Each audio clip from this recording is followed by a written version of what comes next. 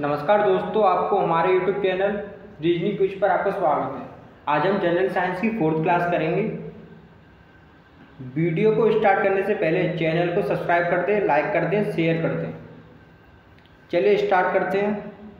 हमारा first question दिया है, जब किसी धातु को गर्म किया जाता है तो उसका घनत्व कैसा होता है।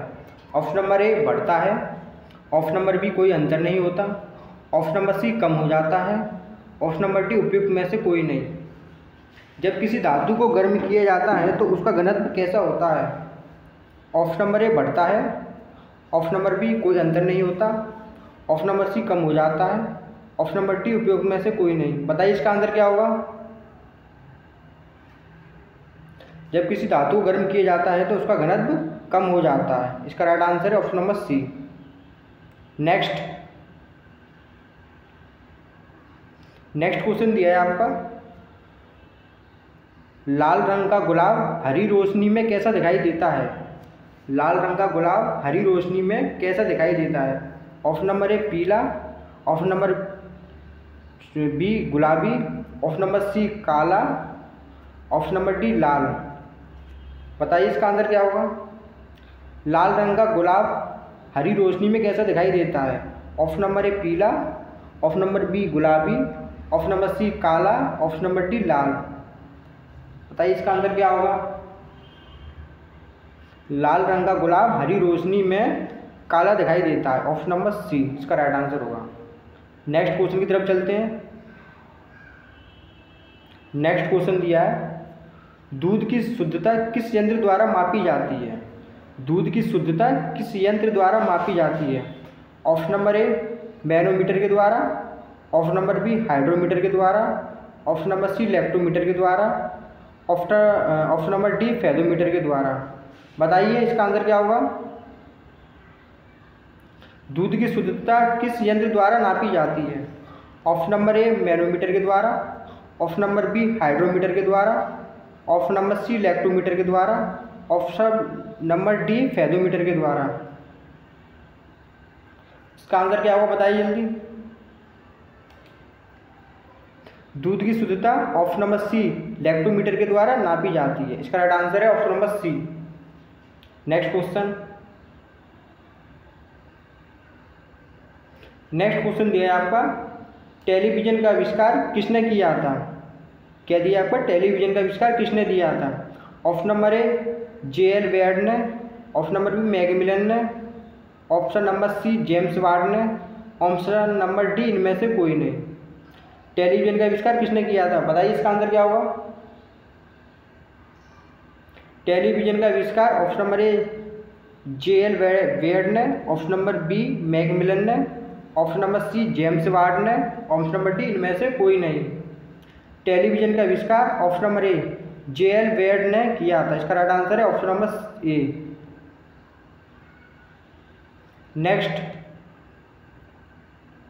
नेक्स्ट क्वेश्चन दिया है, हड्डियों और दांतों में जो रासायनिक पदार्थ विद्यमान रहता है उसे क्या कहते हैं। हड्डियों और दांतों में जो रासायनिक पदार्थ विद्यमान रहता है उसे क्या कहते हैं। Option number A calcium chloride, option number B calcium borate, option number C calcium phosphate, option number D calcium sulphate. बताइए इसका आंसर क्या होगा। हड्डियों और दांतों में जो रासायनिक पदार्थ विद्यमान रहता है उसे क्या कहते हैं। Option number A calcium chloride, option number B calcium borate, option number C calcium phosphate, option number D calcium sulphate. दांतों और हड्डियों में जो रासायनिक पदार्थ विद्यमान रहता है उसका नाम है आपका option number C calcium phosphate. Next question दिया है, किस अम्ल का उपयोग निर्जलीकारक के रूप में किया जाता है। किस अम्ल का प्रयोग निर्जलीकारक के रूप में किया जाता है। ऑप्शन नंबर ए हाइड्रोक्लोरिक अम्ल, ऑप्शन नंबर बी सल्फ्यूरिक अम्ल, ऑप्शन नंबर सी एसिटिक अम्ल, ऑप्शन नंबर डी नाइट्रिक अम्ल। किस अम्ल का उपयोग निर्जलीकारक के रूप में किया जाता है। ऑप्शन नंबर ए हाइड्रोक्लोरिक अम्ल, ऑप्शन नंबर बी सल्फ्यूरिक अम्ल, ऑप्शन नंबर डी एसिटिक अम्ल, ऑप्शन नंबर डी नाइट्रिक अम्ल। बताइए इसका आंसर क्या होगा।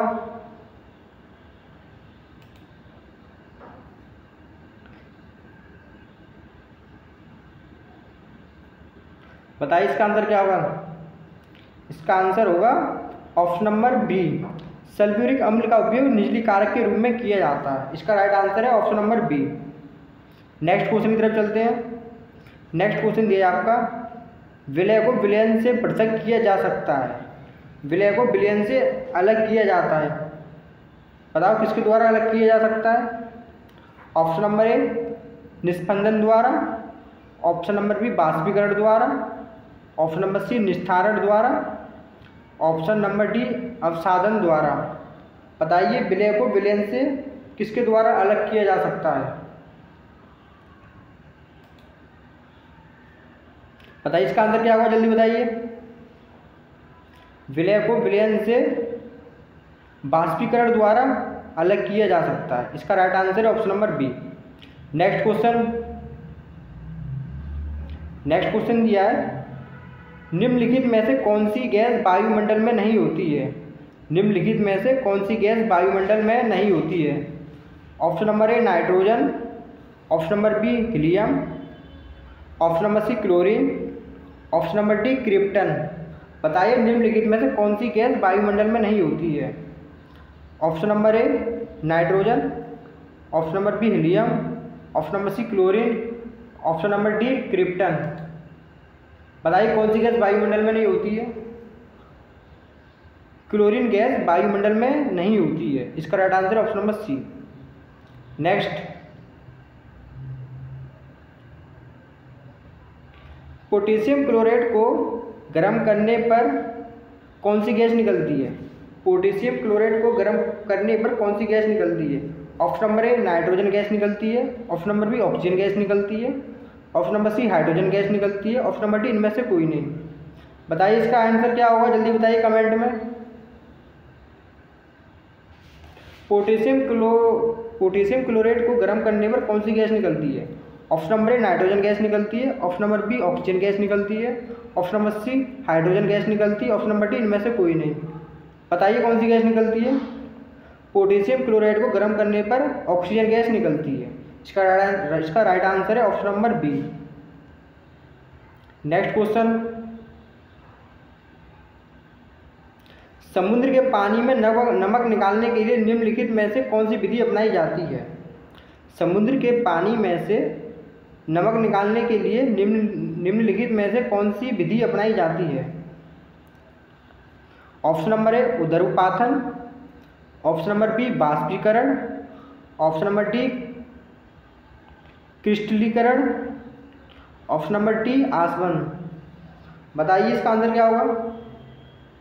समुद्र के पानी से नमक निकालने के लिए निम्नलिखित में से कौन सी विधि अपनाई जाती है। समुद्र के पानी से नमक निकालने के लिए निम्नलिखित में से कौन सी विधि अपनाई जाती है। ऑप्शन नंबर ए उदरपाथन, ऑप्शन नंबर बी बाष्पीकरण, ऑप्शन नंबर सी क्रिस्टलीकरण, ऑप्शन नंबर डी आसवन। बताइए इसका आंसर क्या होगा, जल्दी बताइए इसका आंसर क्या होगा। समुद्र के पानी से नमक निकालने के लिए बाष्पीकरण विधि अपनाई जाती है। कौन सी विधि अपनाई जाती है, बाष्पीकरण। इसका राइट आंसर है option number B. Next question की तरफ चलते हैं। नेक्स्ट क्वेश्चन दिया है आपका, सिरके की प्रकृति अम्लीय किसके कारण होती है। सिरके की प्रकृति अम्लीय किसके कारण होती है। ऑप्शन नंबर ए साइट्रिक अम्ल, ऑप्शन नंबर बी सल्फ्यूरिक अम्ल, ऑप्शन नंबर सी हाइड्रोक्लोरिक अम्ल, ऑप्शन नंबर डी एसिटिक अम्ल। सिरके की प्राकृतिक अम्लीय किसके कारण होती है। सिरके की प्राकृतिक अम्लीय किसके कारण होती है। ऑप्शन नंबर ए साइट्रिक अम्ल, ऑप्शन नंबर बी सल्फ्यूरिक अम्ल, ऑप्शन नंबर सी हाइड्रोक्लोरिक अम्ल, ऑप्शन नंबर डी एसिटिक अम्ल। बताइए इसका आंसर क्या होगा।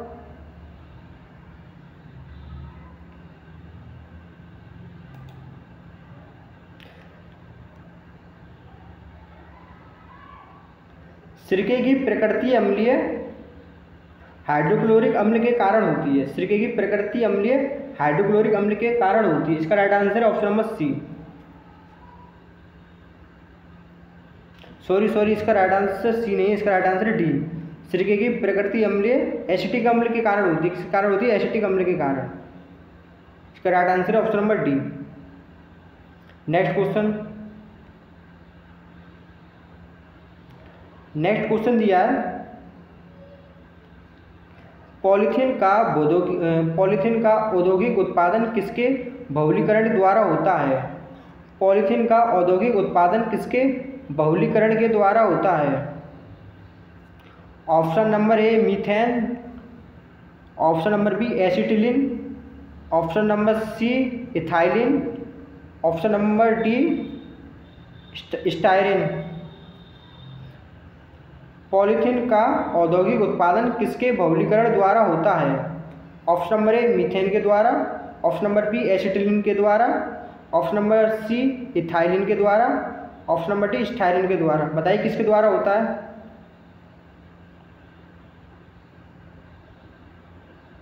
बताइए इसका आंसर क्या होगा, जल्दी बताइए। पॉलीथीन का औद्योगिक उत्पादन इथाइलिन के द्वारा होता है। किसके द्वारा होता है? इथाइलिन के द्वारा। इसका right answer option number C. Next question की तरफ चलते हैं। खनिजों एवं चट्टानों में कौन सा तत्व सबसे अधिक पाया जाता है? खनिजों और चट्टानों में कौन सा तत्व सबसे अधिक पाया जाता है? Option number A carbon, option number B silicon, option number C hydrogen, option number D boron. बताइए इसका आंसर क्या होगा? खनिजों और चट्टानों में कौन सा तत्व सबसे अधिक पाया जाता है? Option number A carbon, option number B silicon, option number C hydrogen, option number D boron. बताइए इसका आंसर क्या होगा, जल्दी बताइए।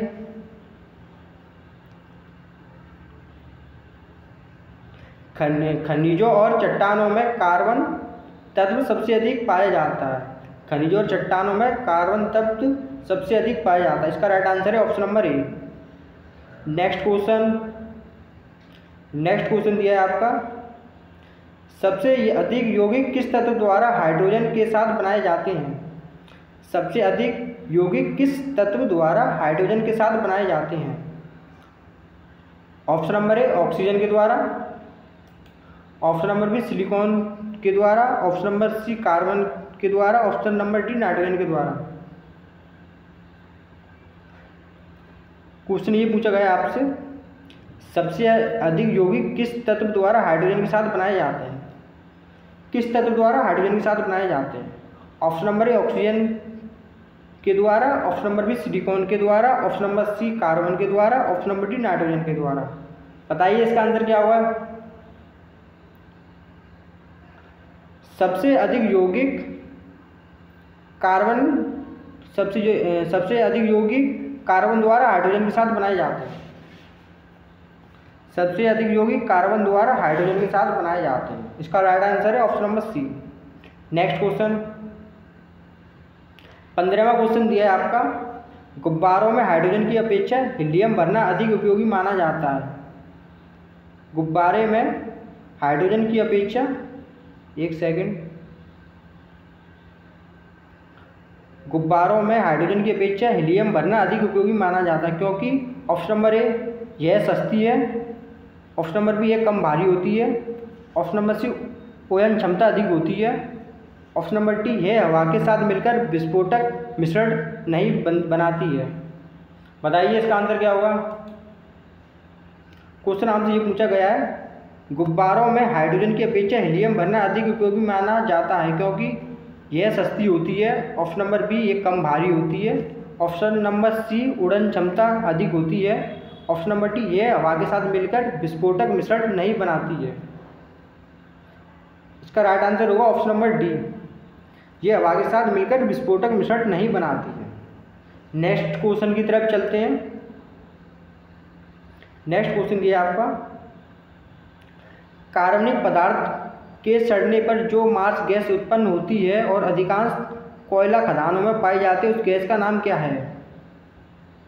क्वेश्चन ये पूछा गया आपसे, कार्बनिक पदार्थ के सड़ने पर जो मार्स गैस उत्पन्न होती है और अधिकांश कोयला खदानों में पाई जाती है, उस गैस का नाम क्या है?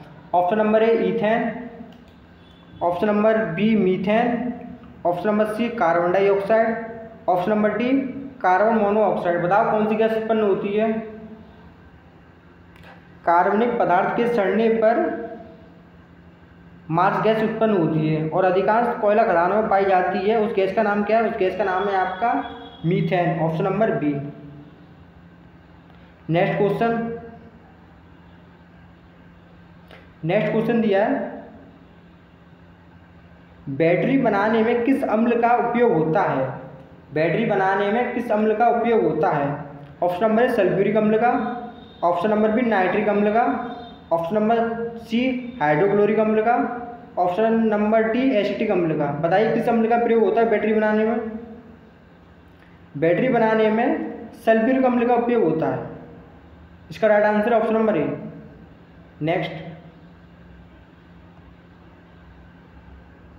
नेक्स्ट क्वेश्चन दिया है, किण्वन प्रक्रिया में निम्नलिखित में से किसका उत्पादन आवश्यक रूप से होता है? किण्वन प्रक्रिया में निम्नलिखित में से किसका उत्पादन सब आवश्यक रूप से होता है? Option number A ethyl alcohol, option number B methyl alcohol, option number C acetic अम्ल, ऑप्शन नंबर डी खमीर। बताइए किसका उत्पादन आवश्यक रूप से होता है? बताइए इसका आंसर क्या होगा, जल्दी बताइए।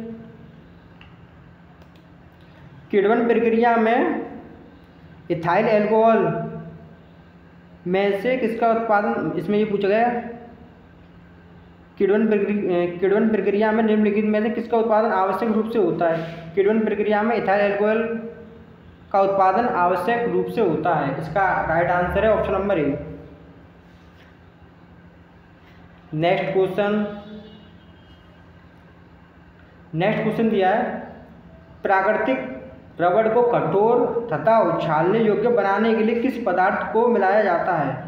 प्राकृतिक रबड़ को कठोर तथा उछालने योग्य बनाने के लिए किस पदार्थ को मिलाया जाता है? ऑप्शन नंबर ए पेट्रोल की जेली को, ऑप्शन नंबर बी सल्फ्यूरिक अम्ल को, ऑप्शन नंबर सी गंधक को, ऑप्शन नंबर डी स्पंज को। बताइए किसको मिलाया जाता है? प्राकृतिक रबड़ को कठोर तथा उछालने योग्य बनाने के लिए किस पदार्थ को मिलाया जाता है?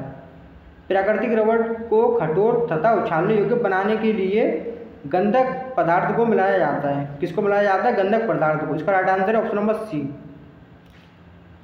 नेक्स्ट, सोडियम को मिट्टी के तेल में क्यों रखा जाता है? सोडियम को मिट्टी के तेल में क्यों रखा जाता है? ऑप्शन नंबर ए अपने मौलिक स्वरूप में बनाए रखने के लिए, ऑप्शन नंबर बी हवा में इसका ऑक्सीकरण होने लगता है,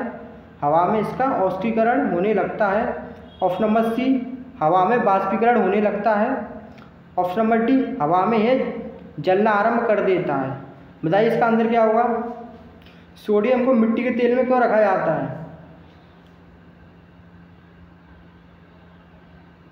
सोडियम को मिट्टी के तेल में क्यों रखा जाता है? बताइए इसका आंसर क्या होगा? इसका राइट आंसर होगा ऑप्शन नंबर बी। सोडियम को मिट्टी के तेल में इसलिए रखा जाता है क्योंकि हवा में इसका ऑक्सीकरण होने लगता है। इसका राइट आंसर है ऑप्शन नंबर बी। आज की वीडियो में यही समाप्त करते हैं, मिलते हैं आपको नेक्स्ट वीडियो में। जब तक के लिए जय हिंद दोस्तों।